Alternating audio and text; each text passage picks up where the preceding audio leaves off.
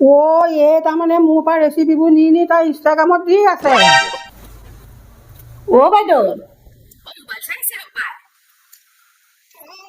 তুমি যে ৰেচিপিবোৰ দিছা যে ইনষ্টাগ্ৰামত ভাল পাইছে নে?